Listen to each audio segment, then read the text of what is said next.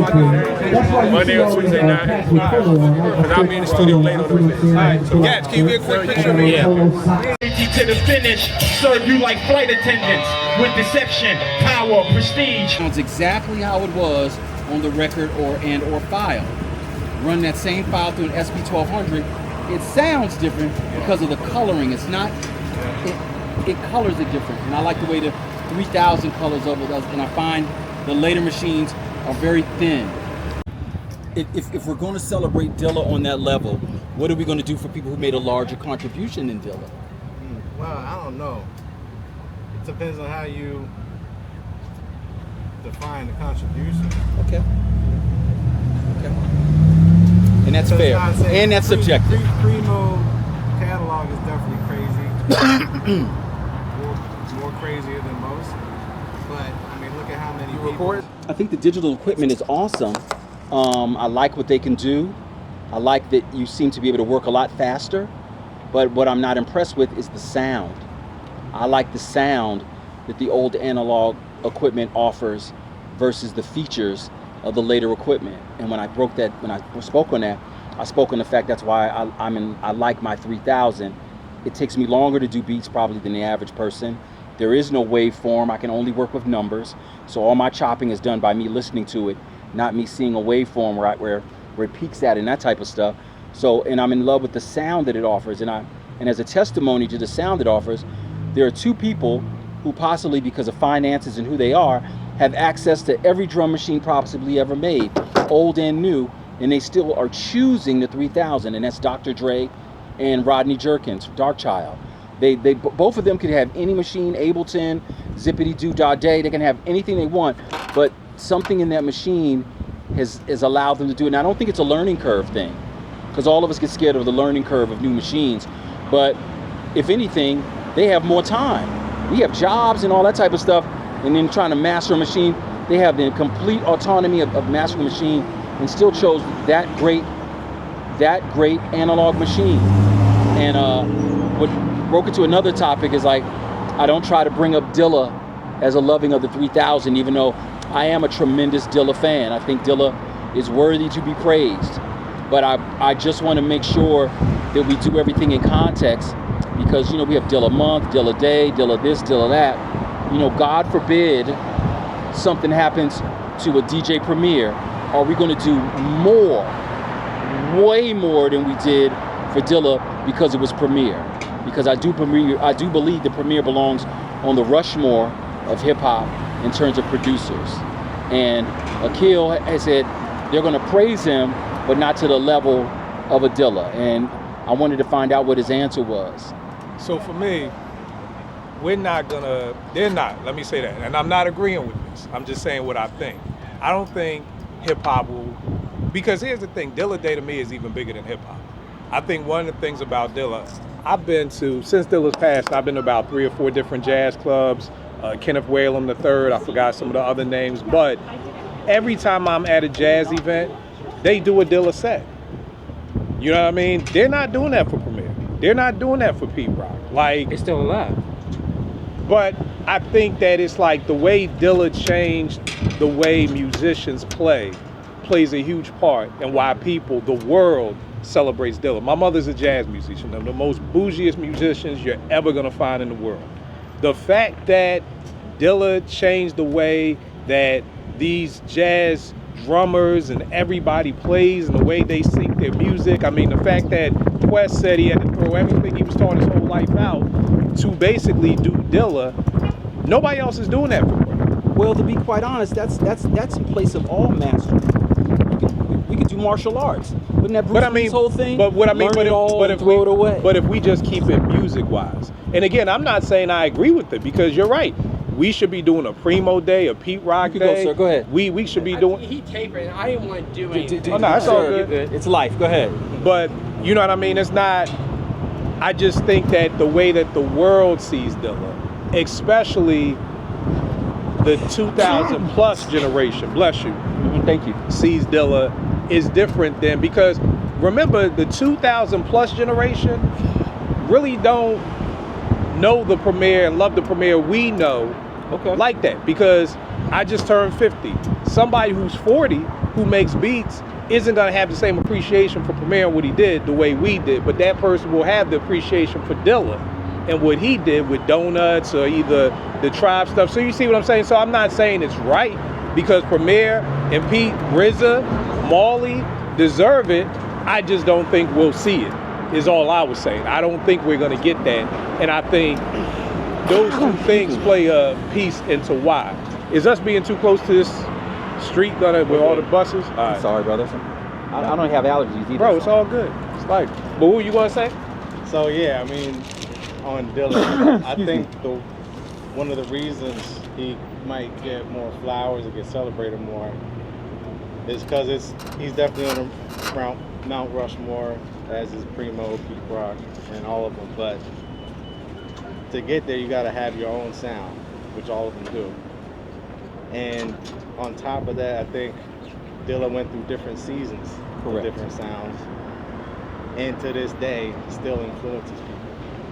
So just from that angle is kind of why I put him up a notch above, even though I love all of them. They all make contributions, they're all legends, but no one has quite the legacy that Dilla had as far as like influencing other people. I will admit that Dilla had mastered all of them. Yeah. I think Dilla could do Pete Rock, he could do Premier. Mm-hmm. The question is, could Premier do Dilla? Or could Pete Rock do Dilla? Would be in the question. I just don't want us to, again, I don't want the Dr. Umar statue to be bigger than Elijah Muhammad statue. I don't want that. But Dilla is one of the greatest. I learn from Dilla daily. I learn from Dilla Records daily. And not just everybody's in love with the, everything not being spot on and the no quantized stuff. I get it. I understand why you love it. But even that runs its course after a while. Yeah. So now people are so anti-quantized. I'm not sure the beat is on at all. You know what I'm saying? So they moved up. They've moved so far off. I don't know, but I'm still a Dilla champion. I just want to make sure if the ice cream is going to be Neapolitan, let's have it cut in three even sections, not 40% chocolate. You know what I'm saying? And so here's the thing with Dilla Day, because I really don't know a lot about all the whatever the word is, where what we do for him. But what exactly? So is Dilla Day? That's just what? Just everybody across the world just has like an event where they're playing Dilla all day, or like I didn't know there was a Dilla month. I don't know anything about. So like, what are they doing? No, it's nothing they're doing wrong. No, not wrong. But I'm just like, what are they like? Is there an event like Gadge? I know There's like tons of them. There's unsanctioned Dilla events, sanctioned Dilla events. Dilla has an entire month. February is Dilla month. Black History Month is Dilla month. It's Dilla month. And just throughout the world, they're just different. It's acknowledged. We're playing Dilla. You can go on Instagram and toast to Dilla for this, toast to Dilla. Okay. And I want them to have that. I just challenge us to make sure we have that for when we have to do that for someone else. Will we have the same fervor? The other thing I'm wondering, Aaron, is will we have that because he passed when he was still on top? Does it matter? Like, do you think, like, for instance, I don't. I think Dilla is 1,000 times bigger in depth than he ever was in life. That's true. No, he didn't get the same appreciation. But what I'm saying is that when you keep living, you get a chance to fall off. I know with our legends, we never want to talk about people falling off, but we're going to keep it a buck. I told my man the other day, is Diana Ross a legend? Yes. Absolutely. Do we want a new Diana Ross album? No. Not really. So just because you don't want a new album from somebody doesn't mean I'm discrediting a legend or anything like that. We have to get past that we can't say, I don't need another Stevie Wonder album. You know what I mean? And it's cool if he never drops one again. He is solidified. With hip hop, I think a lot of times, and not to anybody's fault, but prayerfully because we love it, maybe because people need a check, we keep going. And there are artists who have fallen off. We may not want to say that, but their sound isn't the same. If Ice Cube stopped after The Predator, He's probably, if God forbid he died after the Predator, Cube is probably one of the GOAT MCs ever.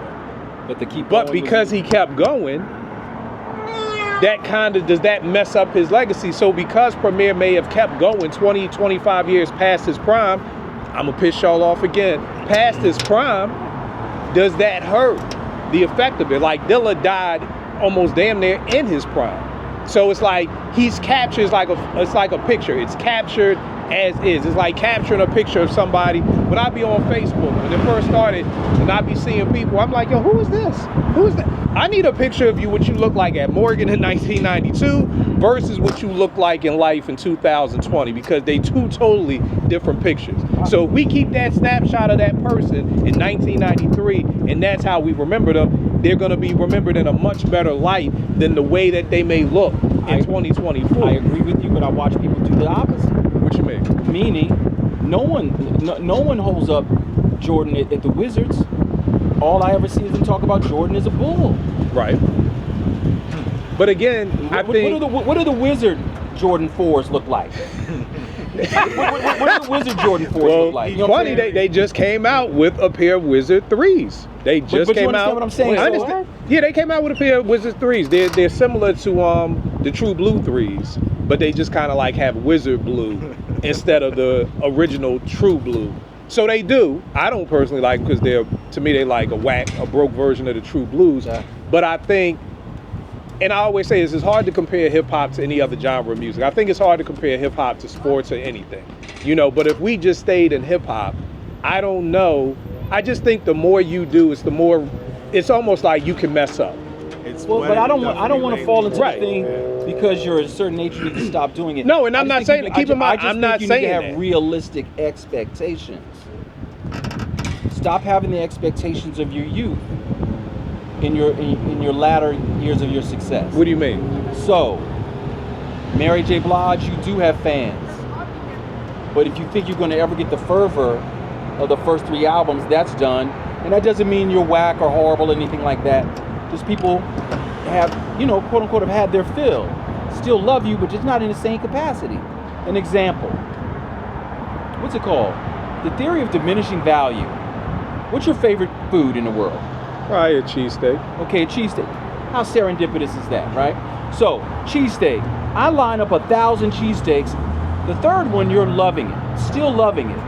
By 106, you're like, I'm not into cheesesteaks anymore. And they've done nothing with the recipe that's changed. Nothing's changed. The theory of diminishing, the more consumption of something, you kind of get the feel of it, and it moves away. And it has nothing to do with the changing of the product. But my biggest complaint is that it's not a complaint. I just want to make sure. You just want to make sure our legends are taken care of in the same light that they. Right, I agree with you. And then again, we've always romanticized untimely deaths. We've always romanticized them. James Dean, Amy Winehouse, we love that. We're Americans, we love that. We love the swan song. We don't want to hear, oh man, he died at 105 peacefully. That's not a story. That's not a story. And now, welcome to 2024, everyone wants a story. But here's the wild part, even with Amy, she died at her height. Correct. Tragically. Yeah, tragically, but I mean, that Back to Black album is her, in my opinion, her best album. So she died right after she dropped that album. I don't know first of all, I don't even see any Amy Winehouse love. If we keeping it a buck, I don't see anybody. I'm the only person really champion Shorty like that. You know what I mean? And then 2, but if she would have died 20 years later and she dropped 4 more albums that weren't anywhere as good, she may not be getting, there's a movie coming out. Mm-hmm. She's not probably getting the movie if she drops 4 more albums and they're not as good as that. So that's the other problem. I'm not a big Nirvana fan, so I'm not sure if Kurt Cobain died in his prime or. He did. Okay, so it's like we romanticize it, but then it's also like they're dying at their best. It's Big Daddy Kane dying after he drops The Wrath of Kane. It's not Big Daddy Kane dying after he drops Looks Like a Job for Him. Those are going to be looked at in 2 different ways. Biggie died after life after death. He didn't die 20 years later, maybe after he may have fallen off. So I just think a lot of the people who have died, they're dying young, and that youthfulness is when they're their best. It's like I said something about Nas the other day, not being in his prime anymore. People lost their fucking mind. Not being in your prime doesn't mean you're still good. To me, your prime is your peak. That's when you're at your best. So we did a show of Apartment 5B. When is your favorite MC at their prime? 96 Prodigy, 97 Hov, 88 Rakim. To me, that's at their best. It's not saying Rakim didn't still make great music into the 90s and things but these people are dying in their primes. I agree with you, but you also, when you pick those years, all of that stuff is still fresh to you. So Rakim at 88, you're still taking in new data in terms of from Rakim. Okay. Rakim in 2020, still formidable, but you've gotten that data. So the prestige is gone. So after the magic trick of Rakim, you know it. Oh wow, the couplets and the internal rhymes. The first 40 times you hear that, you're wowed by it. Then you're not wowed by it because you know the prestige of it. Big Daddy Kane, you knew the prestige of it. See, I feel like for me, that's for production. And the reason why I say that is because I would listen to Pete and listen to Preem in the 90s and be like, how'd they do it? And it's almost like when I found out how to do it, that it didn't lessen it, but it's almost like you go to Vegas and you go see David Copperfield or a magician, and then that's why I said the prestige. Right. Mm-hmm. You know what I mean? But I think for MCing, for me, it's different because we were just talking about how, to me, MCs speak a different language. Mm-hmm. Like, you know, like I forgot it was like RJ Payne and Lupe. They were all on like live beefing. This is when Royce was beefing with Lupe, and they was like, yeah, but we were doing this, and we were doing the triplets, and we was doing this, and I'm like, what the fuck are y'all talking about? Like, but it's the same way where if we're talking, the average MC isn't gonna know what truncating means or quantizing and different things like that. So I see what you're saying, but for me with Rakim, I just think in '88, Rakim was the best Rakim there was. Best form of Rakim. But what do you do with a person like Black Thought, who's clearly gotten better? I disagree. I don't think Black Thought has gotten better. I think Black Thought is just still as sharp as he was. But to me, prime rock Black Thought is Illadelph High Life or Things Fall Apart. Those to me is when that was the thought that I was like, rewind that. That freestyle he did on Flex, amazing piece of work. How did you memorize that? How did the breath control, all that? Number one, it wasn't off the top, which is fine because most freestyles aren't. I'm not expecting that. But there was really no rewindable moment for me. But that for me is what I want from an MC. I want rewindable moments. You may not.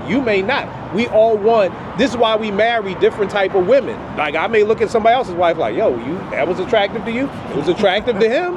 It's not to me. So to me, it's like we all have different things we want. So my favorite thought was that Illadelph thought. When I heard that, I was like, yo, rewind that back. Concerto, rewind that back. You know, even Things Fall Apart, rewind that back. Thought is still just as nice, but he doesn't have that rewind it back for me factor anymore. But I get what you're saying because you feel like he's his best right now. But for me, that's 96 Thought. If you ask me prime Thought, it's 1996. I listen to Danger Mouse, Black Thought. Very dope album. The daggone record was called Bath Salt. Mm-hmm. I listen to it daily. Dope album. Daily. Dope album. I think Black Thought's just getting better.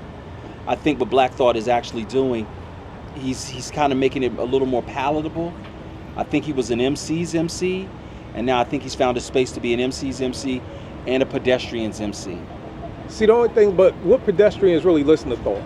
There are pedestrians. It's just not a big old capsule of them. Right, but to me, that, like, if you become a pedestrian MC, it's like you have Murder Mace, then you have Bad Boy Mace. To me, that's making it more palatable because now Mace has all these fans. You aren't gonna find too many people who are listening to Danger Mouse and Black Thought that weren't listening to Illadelph.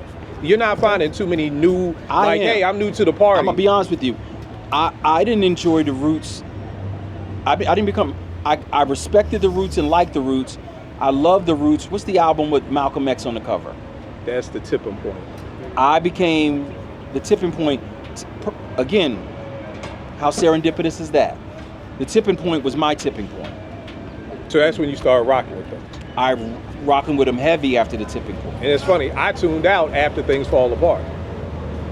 I think Malik leaving the group played a huge part. I think Quest taking over production duties. Like, I probably haven't enjoyed an entire Roots album as a whole. How I Got Over was probably the closest thing. Is Things Fall Apart in your list? albums Well, you Things Fall enjoyed? Apart is yeah. And Like to after me, that, you didn't- after that, to me they I'm with you. run kind of like right next to Tribe. Like when was different Peoples after came that. out, I wasn't a fan. Liked them, but I wasn't like a can't wait for the next album.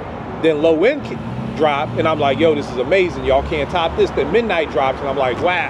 And then we get Beats, Rhymes, and Life and Love Movement. Same thing with Do You Want More?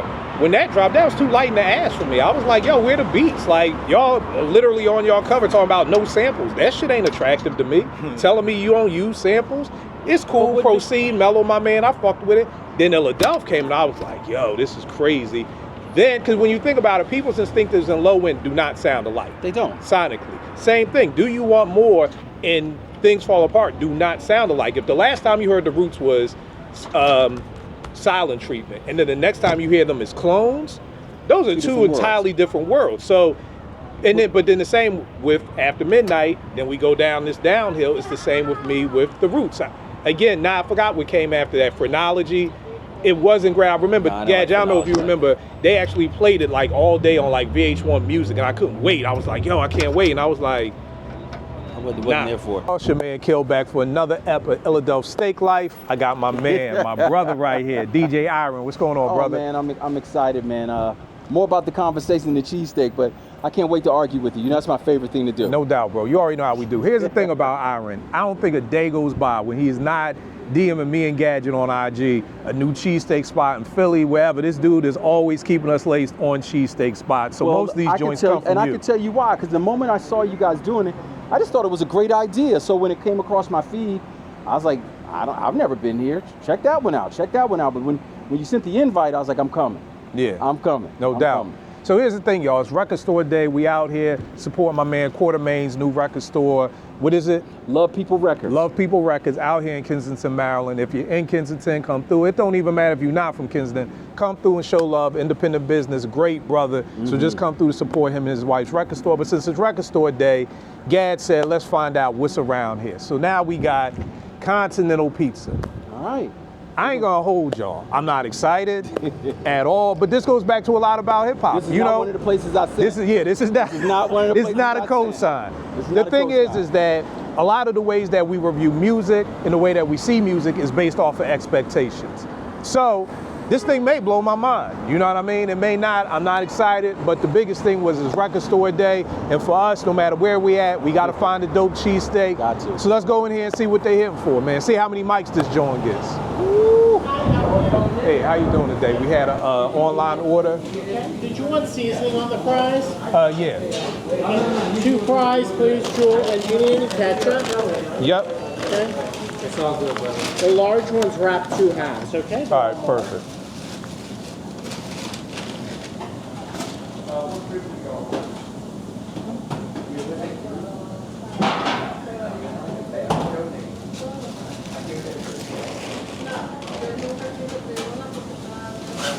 You all set. Thank All right, you. thank you. Have a good evening. Have a Take good care. one, babe. Have a good weekend.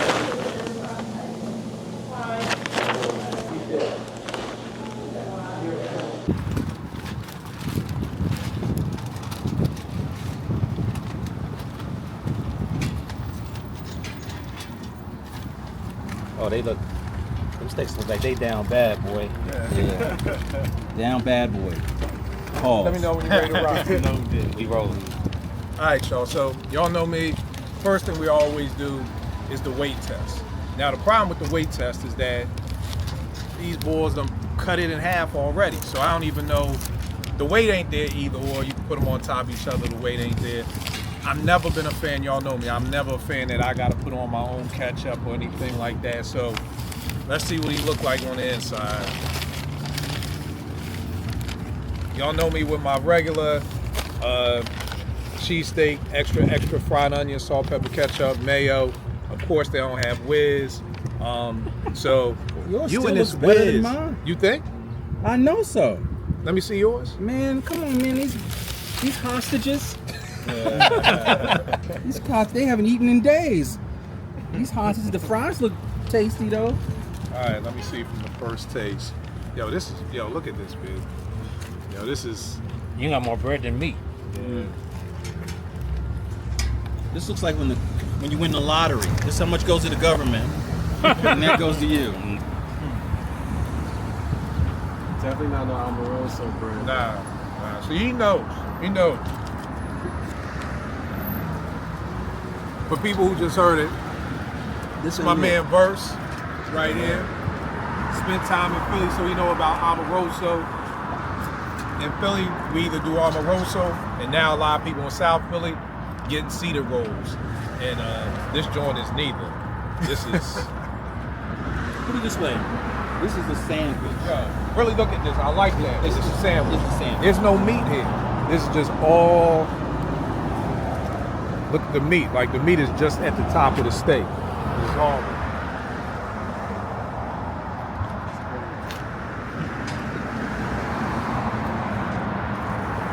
It's not nasty, but it ain't delicious. His look better than everybody's. I got a mushroom drink, but it's not my steak. Aaron, I was just about to say the same thing. It's not nasty. And I think that's the thing that we got to get, even when I'm talking hip hop all the time. Just because something isn't 5 mics doesn't mean it's trash. This is an okay steak. I mean, it's probably going to end up getting a mic and a half, which I guess is kind of bad. That is kind of bad. A mic and a half is kind of bad. That is kind of trash. So. What album got a mic and a half? That's pretty bad. You're right. But it's not nasty. Like, you know what I mean? Like, it's nothing I'll ever come back to again, but it's not nasty. I think the first spot we went to, Kramer's, is that the name of it, Iron? Yeah. Yes. That Terrible. was almost nasty. Like, that was like, I don't even want to eat this. Like, I'm definitely going to eat this, you know, the rest of this steak. But it's just not, This ain't it. Yeah, so Continental Pizza, you ever in Kensington, just keep on going to Bethesda. Don't even stop. You know what I mean? If you in the mood for a cheesesteak, just keep going. Y'all know me for right now. The guy who owns the chips, Coa Cheesesteak in College Park. That's episode 2 for Illadelph Steaklife. Check that out. That's the champion. If you on the Beltway and you want a cheesesteak, for right now, Toccoa Steak still holds the chip. Do not stop in Kensington for a cheesesteak.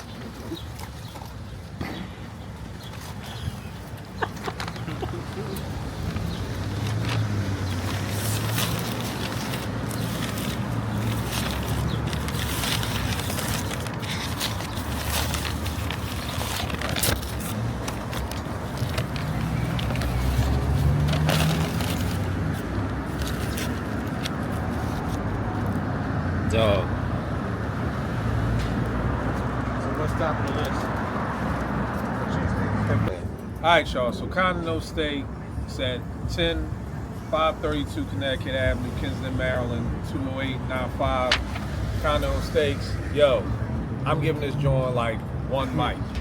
Just getting a mic. The onions, the fried onions was good. I rocked with the fried onions. It was probably more fried onions on my steak than meat. Y'all know I don't do the pause game, so I'm not gonna say pause. So yeah, it's just a horrible joint. If you're on the Beltway, you want a cheesesteak, just stay on the Beltway until you can at least get to College Park, Maryland with Toccoa Shakes. Hell, I do Charlie's. Just go on to Bethesda and go to the mall. Just do Charlie's steaks. Yeah, He said do ass. Charlie's. You might as well just do Charlie's and get a strawberry lemonade from there and call it a day. So just getting 1 mic. It's really only getting a half a mic because it's really for the onions. The bread wasn't good. Like that ass. Like, You know what? Let's be honest. Yo. Let's be honest. It gets a nothing. screen protector. That's it. You know what? You're right. Let's just do this. Y'all know how I do on Twitter. It's 5 trash cans. 5 trash cans. Unless you just got a taste for fried onions, like there's literally no reason to come here. They broke the code. That wasn't a cheesesteak. That was just simply a sandwich. Or truth be told, it really was a steak and cheese. No, it wasn't even a steak and cheese. No, I wouldn't give it It that. was a sandwich. It was a sandwich. That was it. It was a sandwich. And for people watching, that's literally the lowest you can get. Is you're just a sandwich. You ain't even a steak and cheese. I made cheesesteaks for my kids the other day.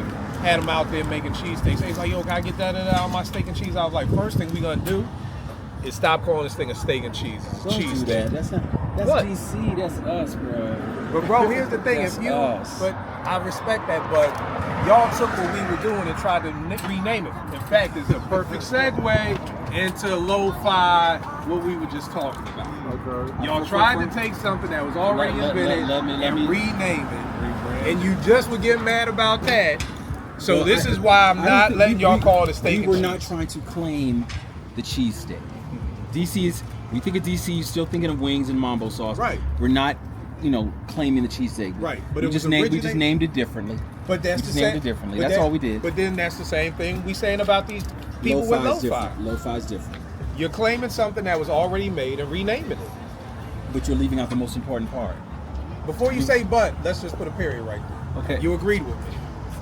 Yes, lo-fi was not invented when the term lo-fi came. Right. That music was already being made, created. Right. You named it lo-fi when you remove stuff. You remove the MC and 85% of black people. So everyone yelling lo-fi tends not to be black people. Mm-hmm. So That's a fact. let's be honest about that. Right. Lo-fi is traditional sample-based hip-hop. That's all it is. But once you guys remove the rapper, which 99% of the time the rapper is black, and made your own thing. Right. Which goes back to what I was just saying, that y'all took cheesesteaks and called it steak and cheese. Really, that's really what it was. It was invented in Philly. It was called a cheesesteak. Y'all got it in DC and renamed it a steak and cheese. Regentrified. Yeah, you regentrified the cheesesteak. I wouldn't say gentrified the cheesesteak, but what I'm willing to say is we repurposed the cheesesteak. We repurposed it. I won't say that because we don't claim it. We don't claim we're the best steak and cheese makers of the world. We never claim that. But that's why I had to teach my kids. If we're talking about the where this come from, Okay, that's fair. the origin, I gotta say that this is a cheesesteak, Okay. not a steak and cheese. Now, what is lo-fi? I was asking first, what is lo-fi? Because it's new to me, I still don't get it. So I'm still trying to wrap my head around it too. I mean, it seems like it's really the culture, like we were talking about, a lot of people on the SP 404s. It's a lot of, like we were talking about, the press button filters that try to drown out stuff. It's that kind of spacey sound, a lot of heavy on the low emphasis, and it's really just like really chill underground hip hop beats to me is what I kind of gather from it. But I feel like what I was saying, like it's just really something that already existed but got rebranded just so like a subculture of people can get into it. I think that's the best way to really explain it. So lo-fi, the MCs, there are people rhyming No, on there's no these such beats. thing as MCs on lo-fi. It's instrumental. It's instrumental, and they. So it's instrumentals. Yeah. Yeah, Peace of Minutes is really a lot of it. It's all those early Mark the 45 King albums. So all lo-fi really is just instrumental hip It's hop. instrumental sample-based hip-hop. The tempo tends to be kind of slower. There's no lo-fi 105 beats per minute. Right. It's all 71 to 85. It doesn't even reach the 90s. So it stays in the slow spaces. But again, without the rapper, which is 90% of the time, that's a black person. And the people holding the flag for it don't tend to be black people. So it feels weird. The same way, and then you can't look over it. Like, why? Why did you decide that you wouldn't just be called instrumental hip hop? You know why? YouTube. So just like you see with all these the new producers promoting their beats, putting like a rapper's name in it, this type beat, Drake right? type beat, Yeah. Cole type beat. That's what you're Lo-fi caught caught some fire with like search terms. So if you put lo-fi in your title, people are actually searching for it and it's gonna pop up. So it's kind of like it became a wave and people just try to hop on it. It feels like when the NBA made dunking illegal. But this one black guy out-dunked everybody. That's what it feels like to me. And even when you speak of lo-fi, then who's the father of it? Is it Dilla or the gentleman from Japan? Who's the other gentleman that passed away, the Japanese producer? Mojave. Yeah, so who's the father of it? Yo, Is they it Dilla right killed now? me on Twitter for not knowing who they probably promote. The same as their influence. I would dare to say the father would be Mark the 45 King. He's the only person in hip hop history that has something deemed an automatic classic without a rapper on it. Name another rap beat that never had a rapper on it. The purpose was it to only be the beat that we put in the top 50 rap songs. 900 number is there. That's crazy. But the thing is, again, we've got to find a place to be able to have this information readily available for people to find out about this. Which goes back to why Apartment 5B, you know, shameless plug, you know, we try to educate because there are people out there who don't even know who Mark the 45 King is. You know what I mean? Mark the 45 King is, you know, God rest his soul, was one of the prolific producers of the late 80s and made his way into the 90s with acts like Latifah. And like Jay-Z said, he popped up at these very seminal moments. So this guy that you don't know has a record with Jay-Z that literally as much as we love Jay-Z, Hard Knock Life was the rocket ship, right? Mm-hmm. Right. And then pops up with Stan for Eminem. Right. So clearly somebody of worth that probably doesn't get mentioned enough, but still has is inside the tapestry in some great spots. And to be quite honest, Mark was on technology early. Mark was never a drum machine guy. He was a rack mount sampler and triggering. He's one of probably the first people to jump into the DAW world. He was ahead of his time, very ahead of his time. Another thing too with Mark is how did Jay get the beat for Hard Knock Life? Mark was spinning it, the instrumental during the show. Or was it Kid Capri? Kid Capri. Or Kid Capri, my bad. Mark was making 45s at a time, and that was one of the 45s he'd given Capri. And Capri was playing it during warm-ups and sound checks, and Jay-Z's like, what's that?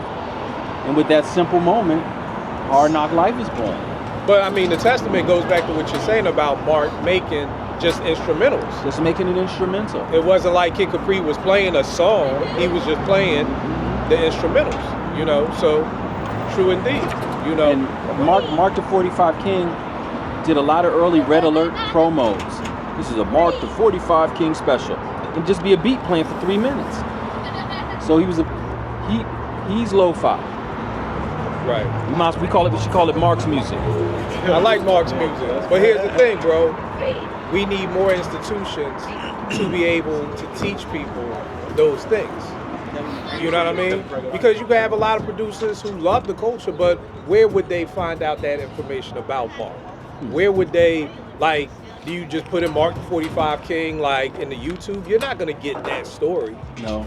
So I think that's the problem is passing the culture forward. Like, how can we do a better job of making sure that the next generation, I'm not saying the next generation, I don't know how generations go, but if you're 10 years younger than me, there's stuff I got that I need to pass on to you, that you all need to pass on to the 30s, but like, what does that look like? Well, it starts with codes. It starts with principles and codes. And one of the first principles and codes of hip hop, you don't bite. And now we're in hip hop. Now we're in a hip hop culture where everyone sounds exactly the same. Right. So we start with principle like I can't come out till I stop sounding like this guy. This guy's clearly my hero. It resonates through everything I do. You know, not yet. And the problem now, because of the internet and technology, everyone believes they're ready. So as soon as they're done, they can hit enter and it's available to the whole world. No one has said you're not ready. And hip hop looks like low-hanging fruit to everyone now. Back in the 90s, he can rap, you can't. Now, somebody said, why not? Right. And you can't argue them that you're not good because he can point out someone else that's not good that's extremely successful. So it's a different thing. Now, the moment we called hip hop, started naming, because it's music, the moment we started saying the game, we ruined it. Teach me the game. No, it's not a game. It's an art form. No one says teach me the game about medicine. Yo, you need to put me in that medicine game, bro. Yo, man, I heard you doing architecture, bro. You got to put me in that. Yo, you put me on. Put you on? Put you on in architecture? I'm an anesthesiologist. How do I put you on? How do I put you on? You gotta go to school. You don't think it became that? It is that. That's the problem. Yeah, it's a put-on thing where no one wants to say, can I master this and make my way to it? Everyone wants immediate gratification. But you know where that comes from, Ira? I was telling my young boy that in '95, when I wanted to produce, like we were willing to do whatever, like whatever, because you had to get an SP 1200, you needed like 3 Gs. Now 3 Gs to a college student is like a car. I could get a car. So then once I get the SP12, I can still gotta buy speakers, a cassette deck, a turntables, and now I gotta go buy records. So you're easily talking about coming up with $4,000 or $5,000. If you do, But there's nothing else in life where there is not a price, a financial price of entry.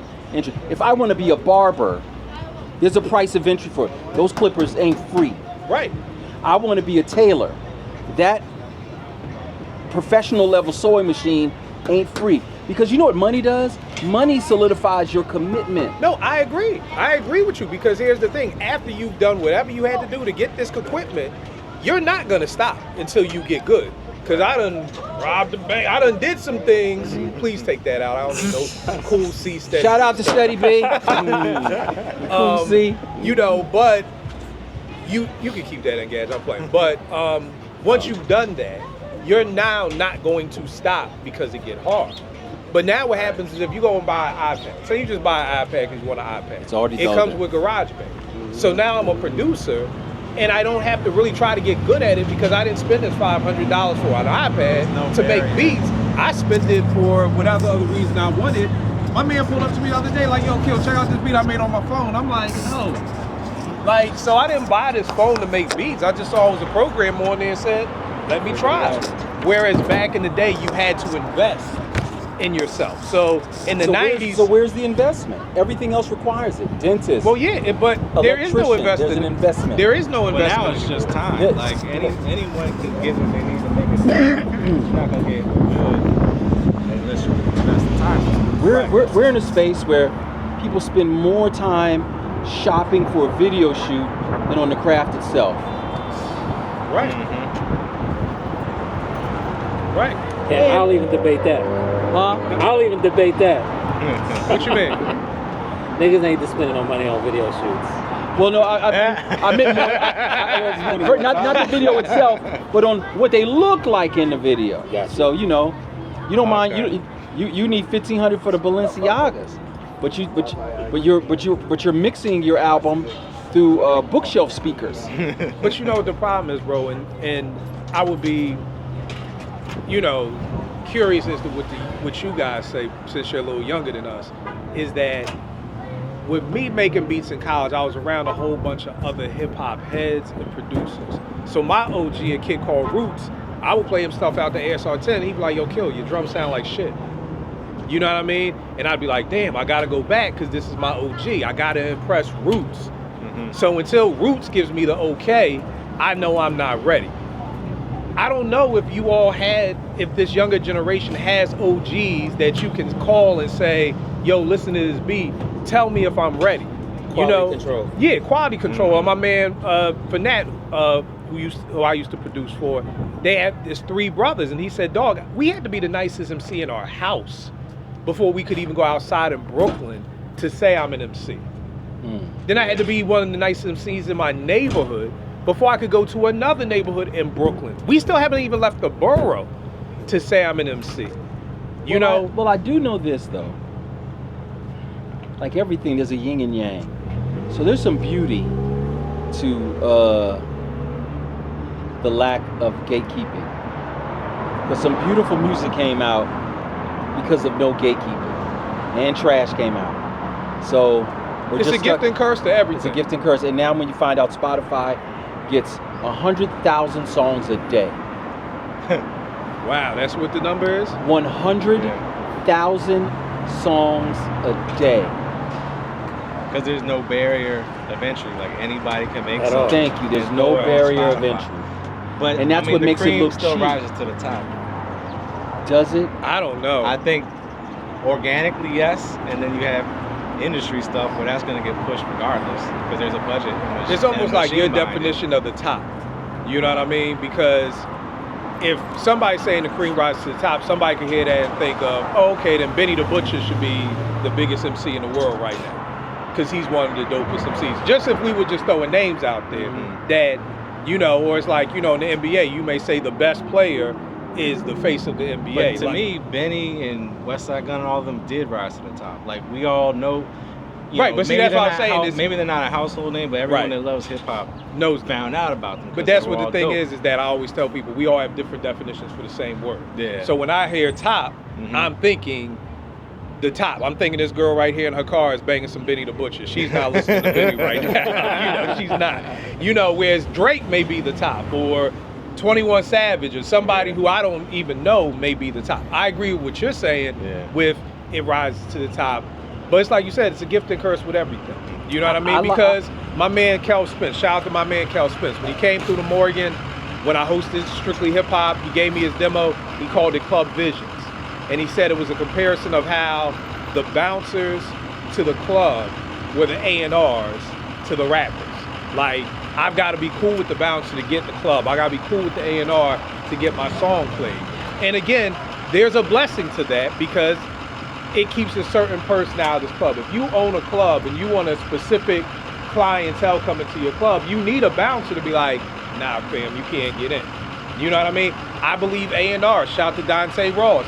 There were a lot of great A&Rs. Mr. Dave with Payday Records, who kept a lot of whack hip-hop out. Like, if everybody got a chance to rhyme in the 80s, hip-hop isn't where it is right now. The curse of that is a lot of good people didn't get the chance because maybe you weren't in New York City, or maybe you didn't know the right person to get in touch with the A&R. Or you get blackballed. Right, or you get blackballed. The problem is now with no bouncers, everybody's in the fucking club. So now you don't want to go to the club no more because them same little dudes over there, the little 19-year-old wild dudes is in the club now. Honestly, I'd rather have everybody involved because if you don't fuck with it, you just can ignore it. Like, I'd rather have the chance to find out if somebody that I've never heard of is dope that maybe not everyone else knows about, but now I can find out about it. Right. And it's not up to someone else to say, no, you don't have it right. My biggest issue, at least with music now, is that there are no more fans. It's only hypercritics and practitioners. No, don't forget the stands. Please don't forget the stands. The stands are there. The stands are the louder critics. The Esco Barbarians, the J. Cole, the coal miners. We got a lot of them. Aubrey's Angels. Aubrey's Angels. There's a whole bunch. Y'all know I got stand names. All they are is the loudest critics. So you go to a hip hop show now, you look around, everyone is an aspiring artist or an aspiring something in the industry. There's no more people. This is just the music I love, but I'm about to go home and remember that I'm an esthetician with no aspirations of doing this. That's gone.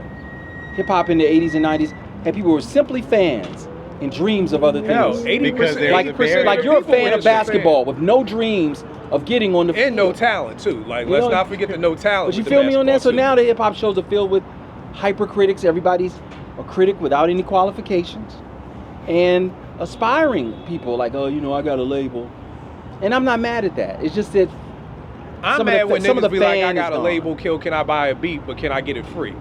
Because if you got a label, then you need money to run this label. So I always be telling people on Twitter, IG, change your profile before you come asking for free beats. Because the second I see label owner or whatever you trying to flex on, you got a budget. You got a budget. You can't be a label owner and then on some wimpy shit, I'll pay you Tuesday for a hamburger today. Like, no, you pay me for the beat up front. So I think, but I agree exactly what you're saying, but we can't forget the stands, because the stands are the ones that are a bigger problem, because no matter what that artist does, it's great. You know what I mean? Well, that's I gave Benny's Tana Talk 3 4.5 mics. Somebody hit me up and said, Kill, I thought you fucked with Griselda. I said, I do. Well, then why didn't you give it 5 mics? You can't give everything 5 mics. But Ira, just sit for a second and think about that. This person was telling me that if I was a real fan, I would not discredit Benny by only giving him 4.5. I would have to give him 5. And if that's what the average person thinks like, that if I say I'm a Fiend fan, then every beat he does is 5 mics. It's just 5. That's not that. But that's not honest to Fiend. Right. But the problem is that. But now he hears that, and here's the problem with the artists: they hear it all. Big Daddy Kane didn't have social media. He didn't know how much love I had for him. Okay? Just because I always tell a story with Kane. In 1987, the only dark-skinned people was me and Flavor Flav, and it was not looking good out here for us, okay? Kane, Rakim, Bobby Brown came out, they changed the game. Kane was the Rosa Parks for black dark-skinned niggas. Honest to God, truth he was. So I loved Kane, not just as an MC, but for freeing me to just get some interest in me, okay? But when he came out with that Looks Like a Job for, it was like, nah, this ain't it. Oh, it tastes of chocolate, I'm sorry. It didn't stop, even though I loved him as an MC and I love the fact that now girls like me and all that, that didn't stop me from saying, nah, but this album ain't good, Kane. Like, I don't know what's going on. Fan, like, but that's what we don't have anymore. We don't have an honest fan. We have people who are just stans. So even if Kane came out with a horrible album, I still got to give it 5 mics because Kill You said you fuck with Griselda. So this means that no matter what Griselda puts out, if you're a true fan, you have to give it 5 mics, which is not a fan, that's a stan. Because I'm just gonna support. Stan is lunacy, and we're not gonna have to deal with lunacy, brother. I'm not gonna deal with lunacy, but that's not a new thing, really. I mean, you think it's more of a thing with this generation, right? What you said? Are you thinking that's more of a thing with this generation than it was? Because we've always had stans. I don't know where it started. What I mean by stan is like, back in the 70s and the 80s, you had group. To me, a stan, maybe there's another word past stan then. I got it. Check it out. This is what I got. The problem with the world now is the truth is everyone does have a voice. That doesn't mean everyone deserves a microphone. That's the problem. Right. That's a problem, and we're gonna talk about that. The stan issue, for me, these grown men are now groupies. So in the 70s and 80s, you always had the shorties. They followed the rock bands around and they were groupies and everything like that. Dave East was talking about this dude and his girl came to a show to see Dave East, and he was taking pictures afterwards. The boyfriend pushes his girlfriend out the way to get in a picture with Dave East first. This is where we're at with grown men. You know what I mean? So the thing is that you're not supposed to be able to say that no matter what somebody puts out is 5 mics based off in the math equation is now, if you're a fan, that equals 5 mics. That's because the they say everybody's a GOAT, everything is iconic. Right. They don't have the scale anymore. Right, there's no scale. So that's what I mean by stands, because no matter how much we love Big Daddy Kane or how much we love the NMC, when they started to fall off, we said they fell off. We just said, yo, okay, this Taste of Chocolate was whack. We'll see what Kane got next time.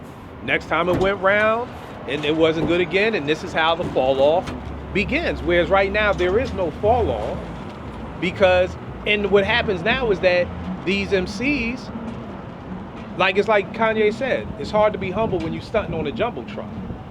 If you wake up every day, Fiend, and you look at your Twitter and your IG, and it's just people singing your praises. This is the greatest producer ever. He's the GOAT. He's my GOAT. Fiend, when you come to Philly, when you come to DC, I don't care how down to earth you are, that's gonna take you away from the earth, because these people are swallowing you every fucking day. Every day you wake up, there is somebody sitting there just waiting. Oh, you know what I mean? Yeah. So the problem Please don't insert TD Jakes. Please don't insert TD Jakes. Oh man. But so that's the problem. So it's like, even when you say, I've said to an MC before, I think it was terminology. I think I was like, somebody asked me about it. What I always say about Twitter is the Twitter snitches. Someone asked me about a terminology song. I said it was cool. They tagged terminology. I'm like, why are you tagging this dude? Like, he wasn't even in the conversation. Term said something to the extent of well, have you ever been in the studio with Premier and all this stuff and all, you want to know my resume. The problem that I have is that when I say your shit is dope, you don't ask me my resume. Yeah. So I could be a knowing nothing about hip hop person, but I'm like, yo, Fiend is the greatest. You don't care, you give me a pound, yo, good looking. But then if I say I wasn't feeling that last Fiend album, well, what the fuck do you know? Well, wait a second. Well, why didn't you want my resume when I liked you?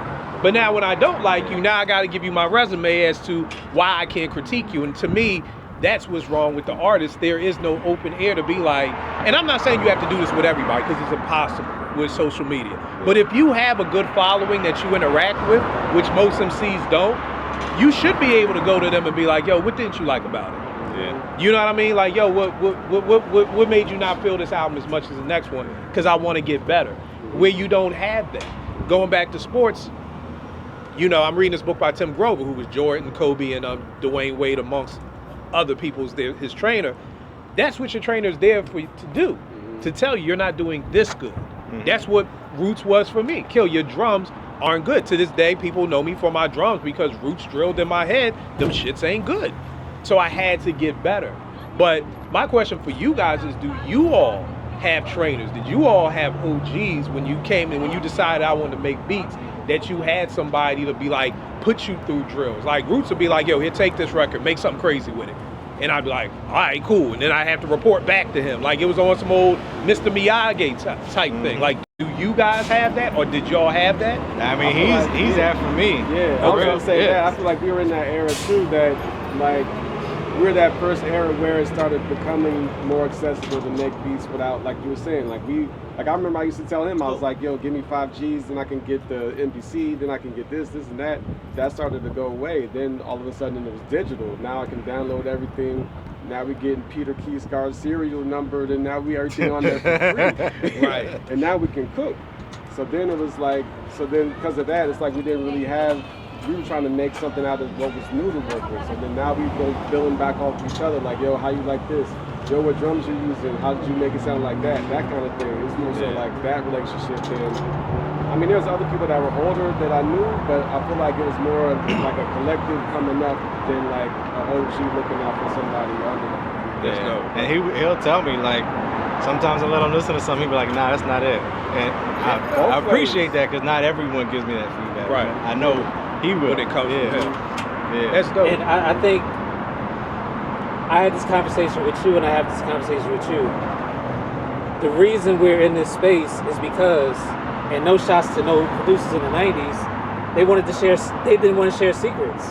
Right. Yeah. Nobody wanted to tell somebody where drums came from. Like, after, you know, a certain point, people, like young kids, like, I'm going to make something on my own. You're not giving me the recipe, I'm going to make my own cake. Right. Well, there's something to that as well. So I'm not a big fan of giving everyone the catalog, but I understand that some stuff needs to be passed down. I get that. But you have to show me something worthy of wanting to pass it to you, not simply my interest. Like, I'm interested. Well, let's see. Right. Let's see how interested you are. You know, it's just not saying those words. I got to see action and played into it. And part of hip hop is when you do that, you get rid of the discovery. Discovery is the most important part of the hip hop production. Is discovery. You felt better about the drum you found without help than the one someone told you. So that's skull snaps. Now you're looking for skull snaps.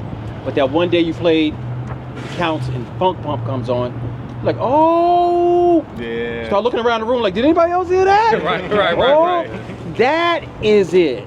That's the search part. You got to remember at the beginning, when it was just DJing, they were hiding that. That's your arsenal. Right. But now we're in the era of information, so it's everywhere. Right. But I admit, as somebody who has knowledge, I welcome a young person to pass some information to. But it's not as simple as, hey, I want to know. I need to see something in you. And Like, it's not like, what sample did you use for that beat? It's like, no, it's like, if you use a drum break and somebody says, hey, how do I go about finding drum breaks? And somebody just goes to a record store. Like, that's not helping me. Right. Like, give me a starting point. Right. You know what I mean? it's like my starting point would be like, you know what? I'll go with, and I've told you this every time we go to the record store. I say, we'll leave a record store and I'll be like, I wish I had a young person because I could have put them on the 30 breaks today. But I think the thing I already own these. I'm not going to buy the second and third time. I could have put somebody on the 15 breaks and would have mind. And there is a young guy that I would do that for. There's a young dude. I'm not even sure he's in the records like that. But he was like, Aaron, you got to put me on. I'd be like, you got daggone got. Because everyone had an apprentice. Like if you look, there were some people under BAM, people under Herc, and then there's some other people that wasn't under BAM and wasn't under Herc. He wasn't giving it to them. Premier, I'm not sure he was giving record information, but clearly Alchemist was under there. Alchemist is more under Muggs. Right. Rap under Peter. I mean, Paul C, Large Pro under Paul C. Fizzy Womack was under Premier. Under Premier. Yeah, So, yeah, he came out of so nowhere making some they must have done something to show him something, because me and you walking up to Premier in the middle of the street like, yo, put me on a 50 brakes. Right. He look at me like an idiot. So, But you know what it is too, bro? I think it is also too about, and I love the conversations because we have to figure out a way how to pass it down the line, is that in our day, it was like you have to prove yourself. You know what I mean? There's like a certain level, it was really on some Karate Kid type shit. Like, you have to prove that you really want me to take the time to kind of give you this game. You know what I mean? Or, and then it's also coming down to that if you're in the studio, are you even looking at what the producer's doing? You know, we don't know if Fizzy Womack and Primo taught him anything. Fizzy could have just been like this. He could have just been looking over his shoulder like, oh, that's that button? Okay, that does that? Oh, I've always wondered, how did CL spend all that time in the studio with Pete Rock and not walk away learning how to do something? You know? So it's like those things, but I love the energy that you two have of it just being like, we kind of just go back and forth with each other, because I think that's that support group that a lot of newer MCs and newer people don't have. You know what I mean? Because to me, it's hard to be an MC if you're 40, got a kid, you know what I mean? Who do you run your rhymes past? When we were at Morgan in the 90s, we're rhyming every day. There's not a day that goes by that you're not in a cipher, you're not writing a rhyme.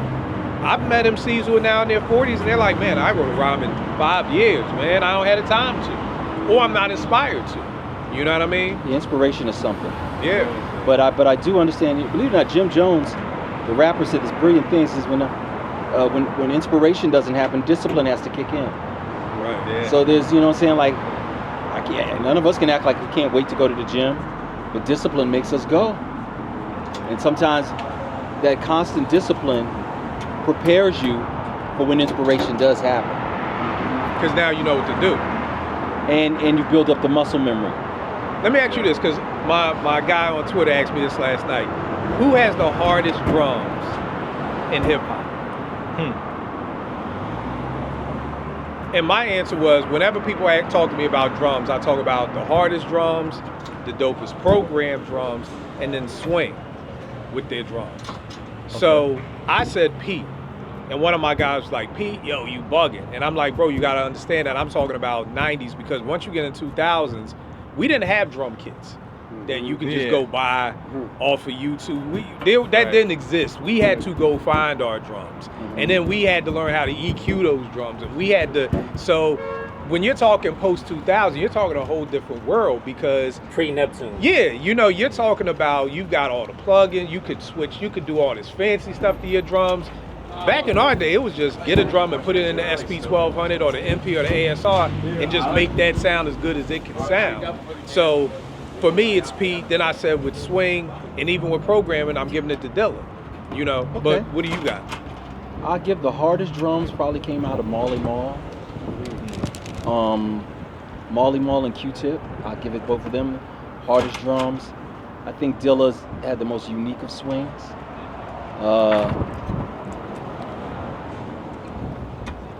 I think Dilla had the most unique swing. I don't want to give anybody a best swing, but the hardest drums, Q-Tip and Marley Marl. What about you?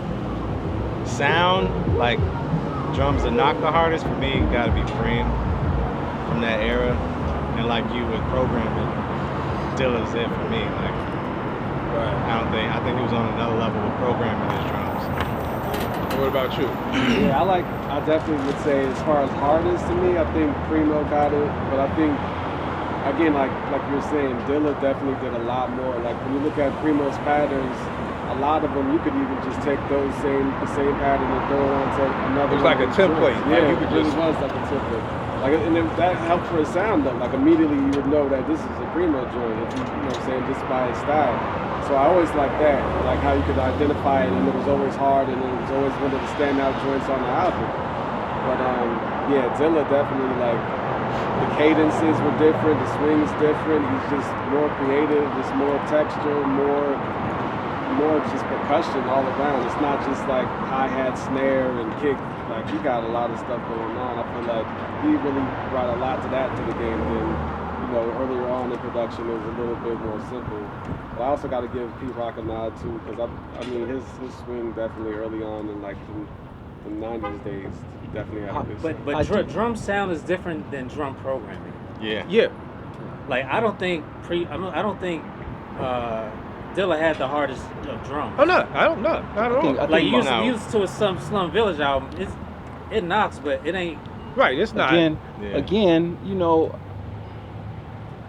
Again, I think Marley and Q-Tip had the hardest drums, and I guess we got to put Dre in there too, because some of those, you know, 2001 drums. Because I know you love Pete, man. Well, no, Pete is still my favorite hip hop musician of my life. He's an honest fan. No. I'm an honest fan. And I was just shocked that Pete didn't fall anywhere in those three categories. Pete has 1,000 other categories that he's in for me, and he's had some hard drums, but I give it to Q-Tip, I give it to Marley, because the bridge comes on and it sounds like it's from another planet. Do the Bismarck sounds like it comes from a different planet, and I was just listening to G-Rap's Road to the Riches, man. It sounds like a different planet. But here's the thing I give Dilla, and it's not my original thought, so I want to give it to Ginsu Dean. Ginsu Dean was talking to me one day, and he was very right in saying Dilla is the freest of all hip hop artists, because he made records. Are you going to make? Yeah. I would have never made that. No. And it's not like I like that either, but I would have never made that. He has to be the freest of all hip hop producers. How free is that? That's some free stuff. Like some of the beats he make, I'm like, you like this? Like, but it's freedom. Yeah. It's freedom. So he's Cheesecake Factory. That menu's 45 pages. Yeah. And then there's Marley Marl's 5 guys. I do these 5 things really great. You know what I'm saying? But you know, Dilla's a great.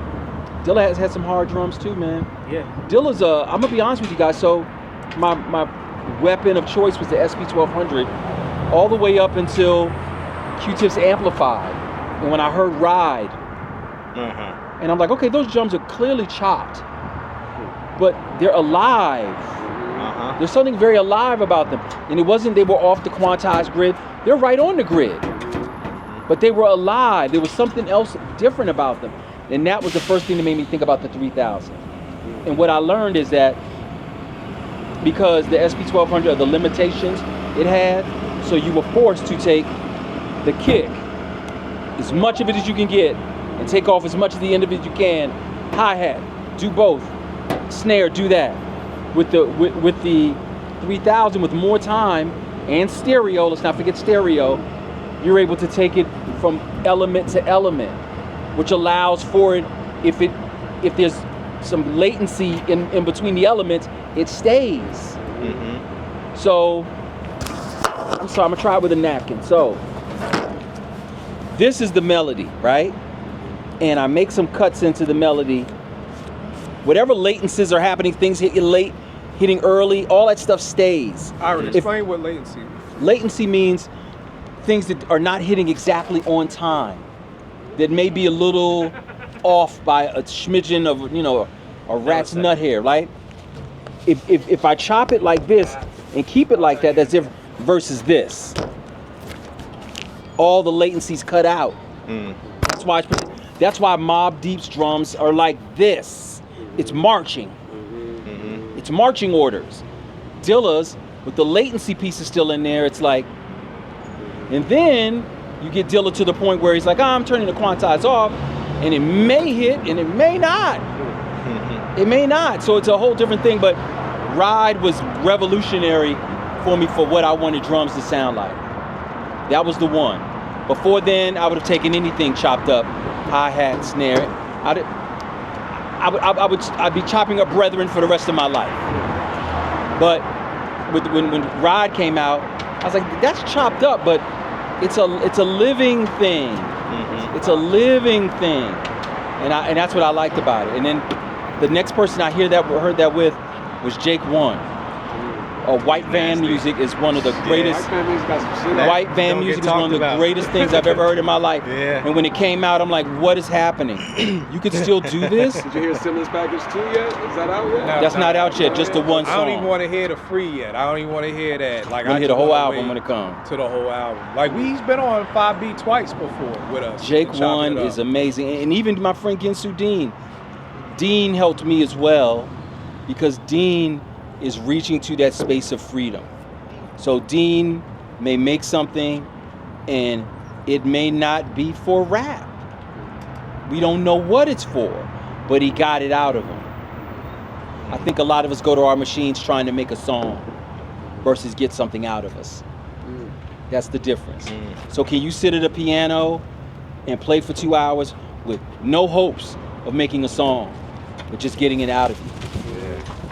Now, here's the thing, Ivan. Let me ask you, what does that look like for a sample-based producer? Like, what am I getting? You know, because I feel like somehow, some way, there has to be a goal with us, because we're not just able to sit down.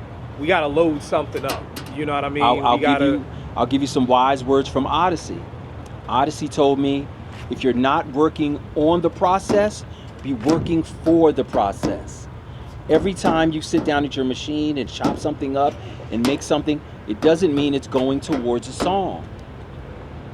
It's like in rapping. It's practice. Yeah. Kobe shot 1,000 basketballs that weren't the game. Just create. And if you're like, do I like this? Save it. Like, that was just exercise. Turn it off. What you said, I just want to, we were talking about it off camera. You were talking about like the beat showcases and beat battles. I think what you said was right about that, because it puts you in a position where you're creating to get to that endpoint, where it's the same kind of endpoint, where you're not just really just creating like you're saying, just to create. It kind of puts you in a lane, like if I make something like this is what the crowd would like, this is what they're looking for, this is what won last time, that kind of thing. And that's why for me, like I felt like I didn't want to battle anymore. I felt like I just want to be free, and whatever I make just will happen.